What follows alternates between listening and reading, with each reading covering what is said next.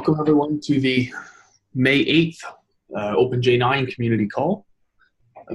As we always do, we will start off by seeing if there's any questions from the community or any topics that the community would like to bring up.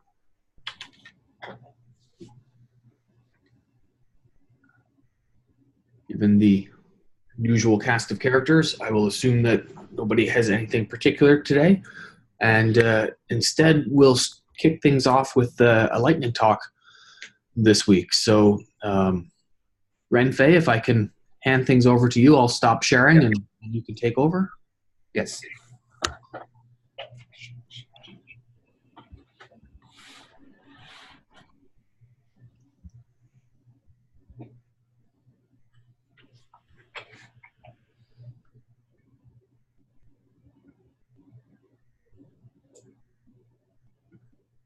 Can you see my screen right now? Yes, we can.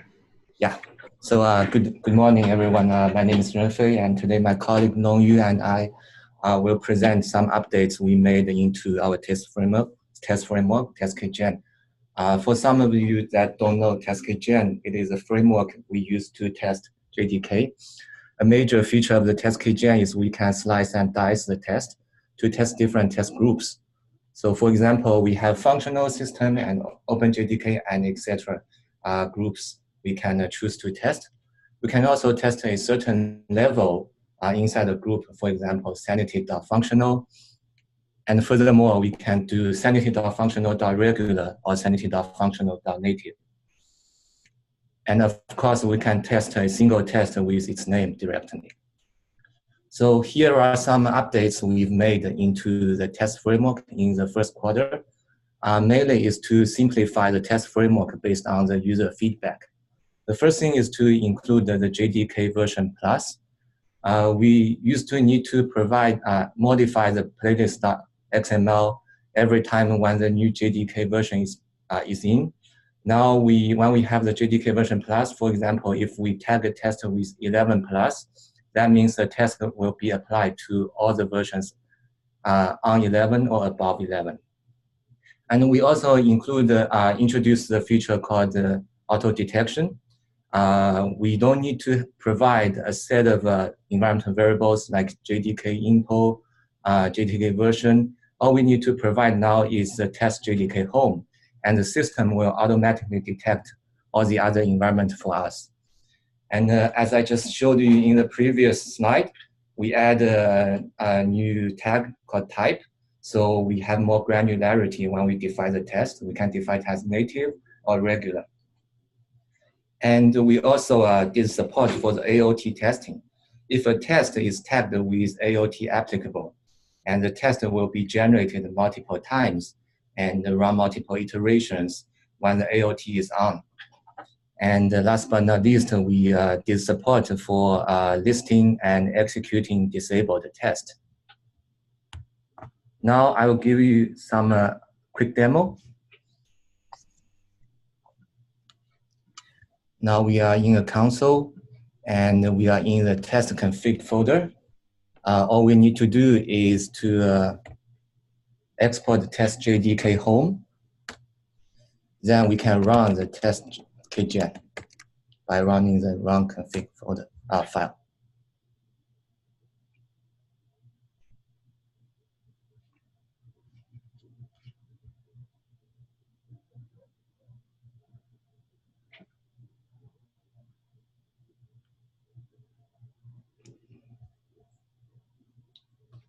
Looks like it's stuck for some reason. Yeah, we did it. So once it's it's a demo of Renfei and Longyu are giving in the OpenJ9 community call. So once the test KGen is run, we will generate a file called makegeninf.mk. This lists all the environmental variables we auto detected. No. Now we can run a group of, we can run the make compile to compile all the test source code. Due to the time limitation, we already have a bash with the compilation done. you can see in the end of the compilation, it shows build successful. Now we can run combining the level, the group, and the type. So it probably take about around 30 minutes to run, depending on the machine. And the result will show, okay, here are a list of disabled tests. Here are a list of passed tests. And here are the total result, and it shows passed. And of course, when we turn on the AOT tag, all the tests will be run multiple times if the test is AOT applicable. And the result will be judged based on if every iteration has passed. Now I will hand it over to Longyu. He will talk about the disabled feature. Good morning, everyone. My name is Longyu. As my colleague Renfei just introduced, in the test target summary, we have a list called disabled tests. So it means if a test appears in this one, it means the test has been disabled in the playlist with the tag disabled. And we can see here, this is an example. The tag disabled, during this one, we put the reason of this disabled and the disabled for demo. And also the test name here, it is test string streams, and it listed here. So after running the sanity functional, we can get this list. So if we just want to get the list, print the list of the disabled list without running it. So what we can do is we can add echo.disabled before it to just show it.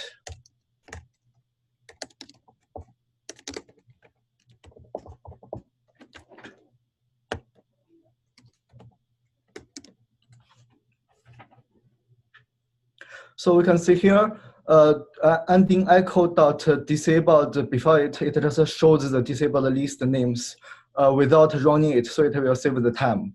Also, we can see the name it here. If we check the details of this one, we also showed the disabled reason here.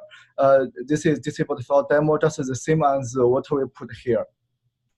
Also, even if we have some tests disabled, if we still want to run it, we just add the disabled before the group name.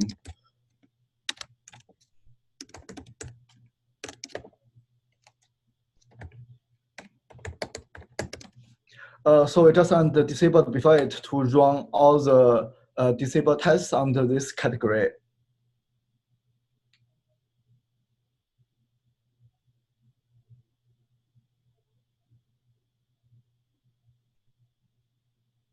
So we can see here the test summary. It is slightly different from what we see previous because we don't have the list of disabled tests because we are running the disabled ones. So we don't need the number of the disabled ones. This is how do we run a list of disabled tests.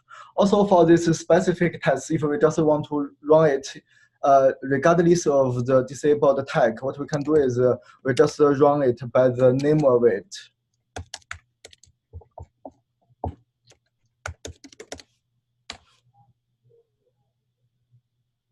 So in this way, we are just running the disabled test itself. And for here, the summary, we also don't show the disabled numbers because we are running disabled. Also, the disabled tests listing and executing, it is the same as the normal ones. We can also go to a subfolder to extract the list, the disabled list in the subfolders, or executing it, just the same as the normal ones. Okay. So we just finished our demo. Do you guys have any questions?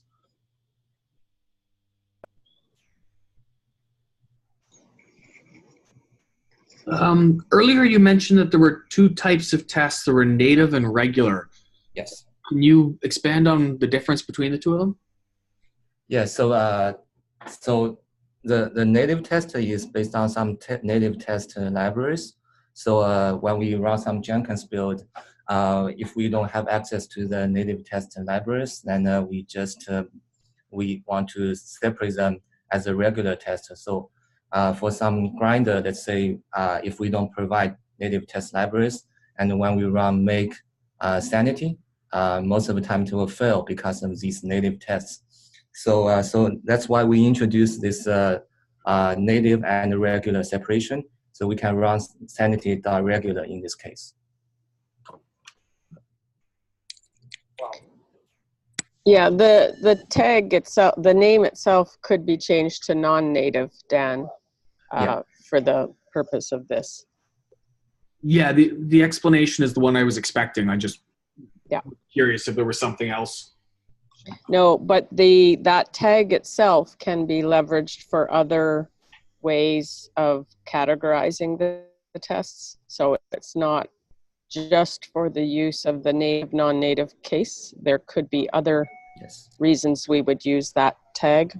For example, if this test was aqua related or that kind of thing. Mm-hmm. Okay. Yeah, apologies if I wasn't on mute earlier. I think I was about to ask a question and then I got interrupted.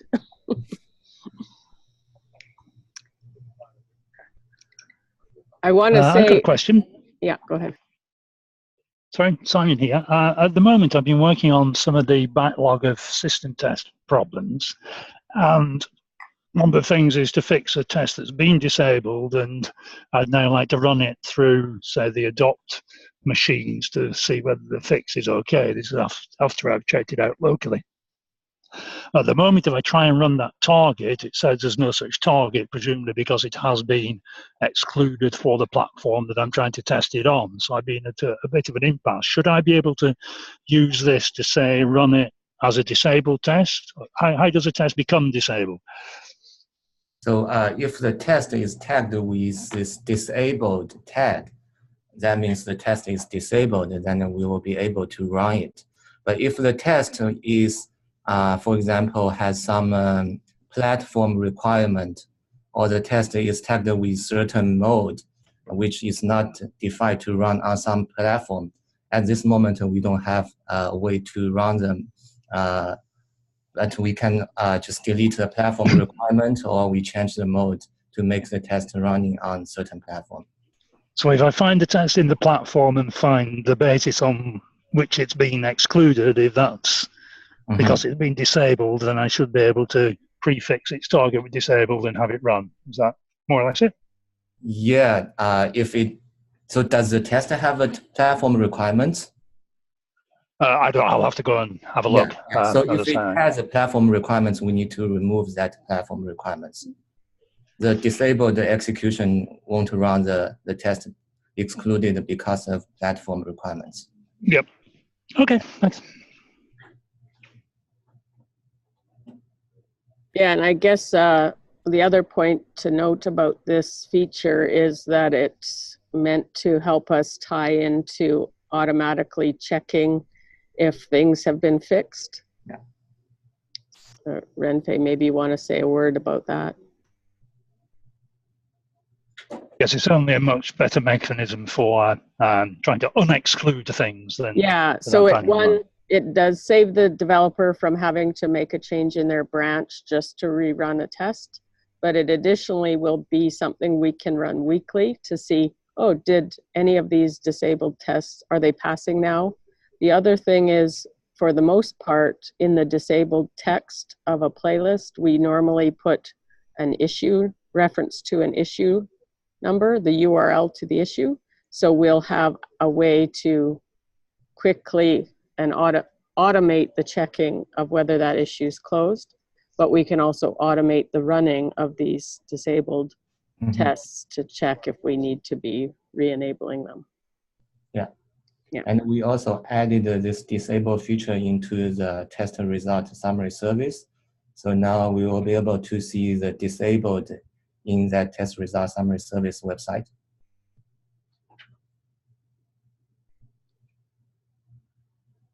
Yeah, that's great. That ties into the bill of materials or the report that we want to be able to state for the AQUA, the Adopt Quality Assurance Plan. So this particular release build was tested here, and here's all the information, and here were the targets that were disabled at that time.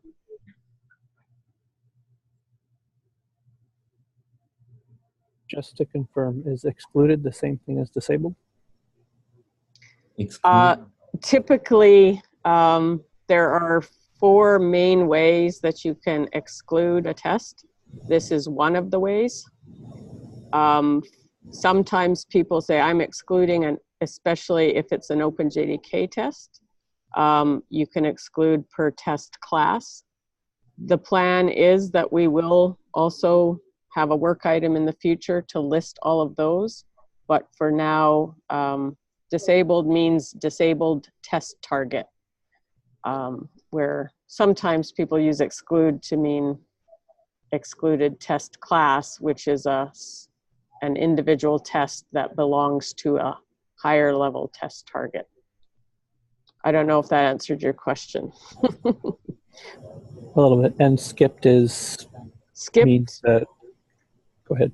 Yeah, skipped can mean a few things. So the test framework can look and see, are you running in a particular mode or with some particular Java options? If you are, and those options aren't applicable for this particular platform, the test will be skipped.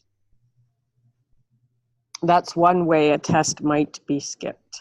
All right, thank you. Yeah. Are there any other questions for Renfei and Longyu? Okay, so we will stop sharing our screen. Thank you. Thank you. A big thank you to both of you for joining us today and sharing on the improvements being made to the test frameworks. Thank you. Thank you. Okay, I will start sharing again, and we'll take a look at our list of lightning talks. I know we also have Shelley and or Lan lined up to talk about the AQA and the test result summary service in the future. But if there are other areas of the tech that people would like to share details about or talk about, I think that would be great topics to get here on the lightning talks. So please sign yourselves up.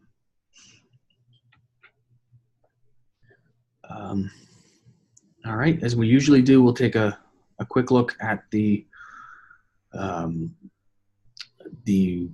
user-raised issues and see the new ones that have been opened. Top one here on the list is a verify error, which we believe is a verification bug. We're being too strict. And so Zhang has been looking at that, and hopefully we'll have a fix for that in the very near future. OpenJ9 and AOT and SBT startup issue. I'm not familiar with this one.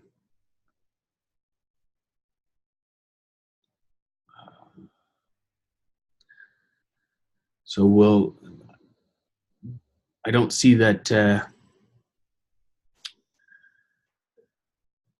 don't see a lot of response to this yet, and it looks fairly new. So we'll have to figure out what's going on here and what we can do to help speed this up.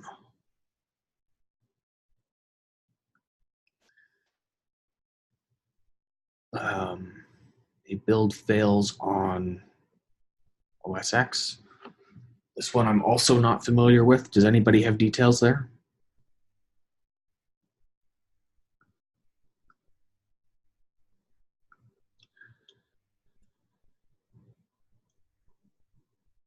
Right, actually I am familiar with this one. There was an issue with the links to the particular version of Dwarf that you're building with, depending on whether it's the classic OS X compilers or Clang.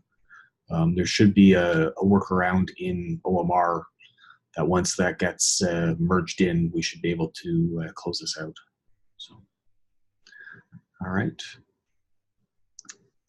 And then, oh, and I seem to have stopped sharing. Let me see if I can fix that.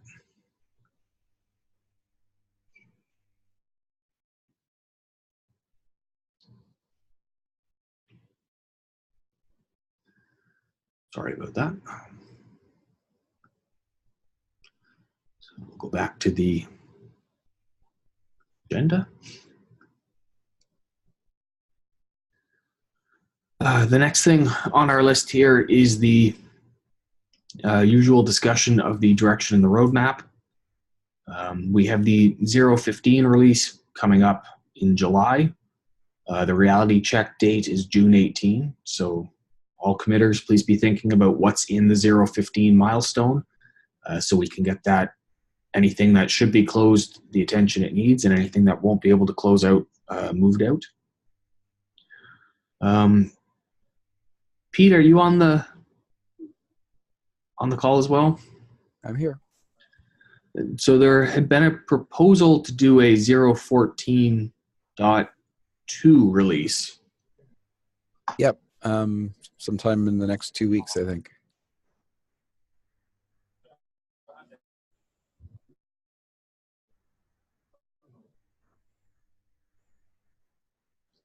Well, I'm typing if you want to talk through why we're looking at doing that. Well, for Hotspot, they're rebuilding Hotspot to pick up a new OpenJDK build 04 that came out after the release was done, and also refresh the installers to include ICT Web. So we'd want to include the ICT Web in the installers for OpenJ9 as well, which gives us a good opportunity to fix a few bugs that we've found since the release of 0.14. So everything that we're considering is marked with a label, backport : candidate. I think there's 9 things, 5 of which are fixed so far, and 4 which are still open. But because what's driving this is getting the ICT Web into the installers. So once that's ready to go, I think we would just take whatever bugs are fixed at that time. We wouldn't wait for anything.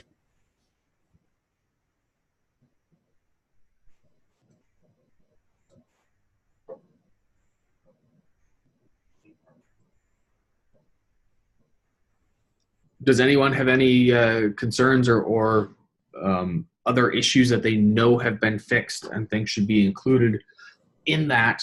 Then we can either discuss those now or probably worth having a discussion in the committers channel on the OpenJ9 Slack.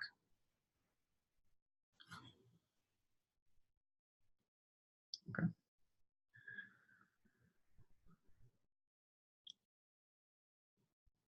Right. And then in terms of other pieces here, I know the JDK Next repo is built nightly. We've been tracking this, and there were a couple of issues that sounded fairly minor, blocking us from being able to test them.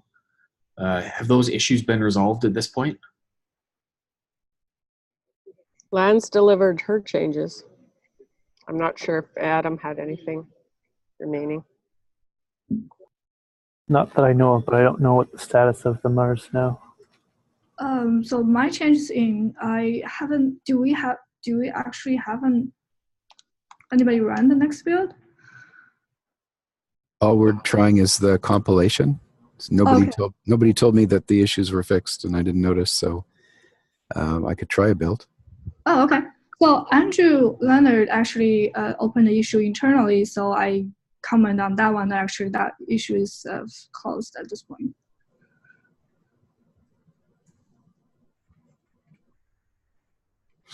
Actually, we ended up running nothing last night because Jenkins fell over. So Is Andrew on the call? No. Okay. Because he might be running them internally, but I'd have to look. what we could do is run the acceptance build. We could, because there's probably lots of new content. Although I guess we probably won't be able to compile on AIX because it requires XLC 16.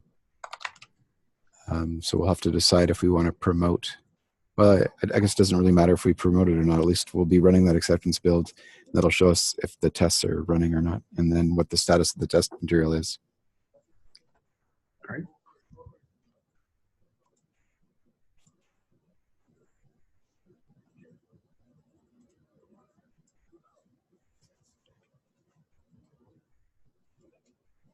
Right, sounds reasonable. So I'll just go kick that off right now. Excellent. Then in terms of actions from the retrospective, we've addressed the majority of these. I think we'll skip this section for today. And Shelley, if you can start off with the adopt update. Yeah, I'm not sure there's much new here. Obviously, you guys have already talked about the ICE-T web stuff, and Simon probably has more details on the installer work than I do. A lot of people, the project has gone a little bit quiet this week because there's prep for DevOps, and there'll be several workshops and talks from folks at that conference. I think we've had a discussion. We are going to be expanding the Docker images that are produced at the project to include Debian and UBI. So Dinakar is starting to do some cleanup and work related to that. And then as Renfei and Longyu shared, some of the sneak peek items that have to be delivered in order for us to complete version 1 of the Adopt Quality Assurance kit, I guess, that we have at the project. There are a few other deliverables that need to be completed before we can say that we have the first version of it available. And by that, I mean, when we run testing against binaries at Adopt, we will intend to define a set of targets that every binary must pass. And if they do, they will be marked as quality assured, likely with a badge on the website and everything. And if they don't, either way, you'll be able to link from the website to a summarized view of the test results, and you'll be able to download information with the release itself to know which SHAs the test material was pulled from in case you wanted to reproduce the testing against it. But we'll, based on the upcoming lightning talks, we'll have a few other, Lan will give a update on the test results summary service and how that's being evolved to support that. And then I'll also give an overview of the details of the Aqua story at Adopt. So those are coming up soon in lightning talks near you. But other than that, I think there's nothing else to mention. We haven't moved forward yet in any active way on the OpenJDK pull request testing at Adopt. We have agreed that we're going to do it. We have identified the work items, some of the work items required, but given that a lot of people are away, nothing much has moved on that.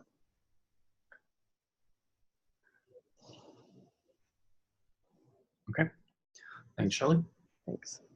In terms of the bug around adding contributor teams, there's progress being made there. I've seen some patches start to be put out for review for the infrastructure for this, but they haven't yet started asking for teams to be willing to guinea pig it. So I'll continue to monitor that, and when possible, we'll get added to that list. All right. Adam, if you want to walk us through an update on the infra. Sure. As usual, my updates for this week are in red. AIX, we finally determined our problem with machine number 3, so that's fixed. So I'm in the process of renewing all the leases for another year. So number 1 is working now and it's re-enabled, so I'm about to take 2 offline and then I'll work through them one by one before Monday. In terms of our master disk usage, on yesterday, we rolled out the new style pipeline jobs. We rolled it out side by side for the OpenJ9 PRs, but for the extensions PRs, we completely turned it over, so I deleted all the old builds. So that's why our disk usage dropped to 83 gigs there. So it should drop again when we fully convert to the new style. So for the OpenJ9 PRs, you have the option to run either the old builds or the new builds. So for now, it's still the Jenkins keyword triggers the old builds, and if you want to run a new build, it's the pipeline keyword triggered. We think we're going to reverse that so that the new builds will be Jenkins and the old builds will use something else like old or legacy or something like that. So we might do that later today or tomorrow. I didn't see many PRs go yesterday of either old or new, so hasn't really been fully battle tested yet, I guess. I think switching that is a great idea. Get people to keep using the default we want them to be using, and make anybody wanting the old thing to opt into it. Okay. And the reason why we left the old ones around is because if you want to test pipeline changes or particular changes to the variable file, you can't do that in the new world yet. We have an issue for that. Hasn't been delivered yet. So once that's resolved, then we'll fully commit to the new builds and delete the old ones. Not much update on Artifactory. I'm just keeping an eye on the disk usage.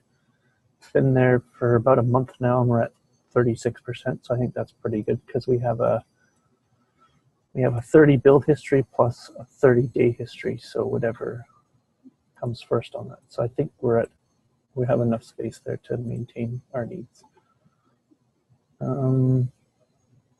Yeah, that's about it. Is there any questions? Still have the Jenkins master issue where we have to restart every day, keep poking at the bug, no response yet. So I'm not sure. I think they're just focused on migrating everybody to the new infrastructure. Adam, we had talked about getting some new Macs. Do you know what the state of those are? I think they're set up. I don't know if they've shipped out yet. I can follow up on that. Okay. Thank you.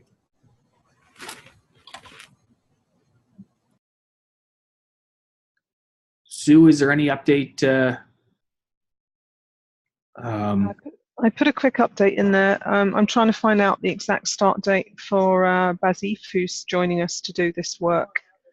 Designer too busy for the May the 15th, which I'd suggested. So once I've figured out when he's starting, we'll schedule something that works. Okay. Sounds good. Is there any other business people would like to discuss? Just want to say one more thing in the QA adopt update, because people on the call might be interested. We're fleshing out the perf story at adopt, open perf testing. And thanks to Sophia and Lan, we've added an initial target for the Renaissance benchmark suite.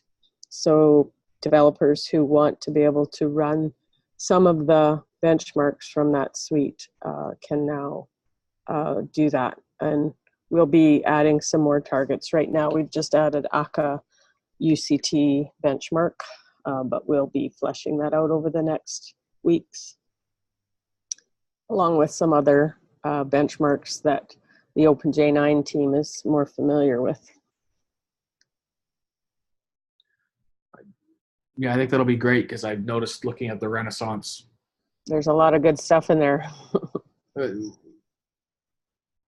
That there are some, at least on their website, there are some tests that are missing metrics for OpenJ9, and so an easy way to get them up and running would be a definite win. Yeah, for sure. All right. Is there any other business that people want to bring up?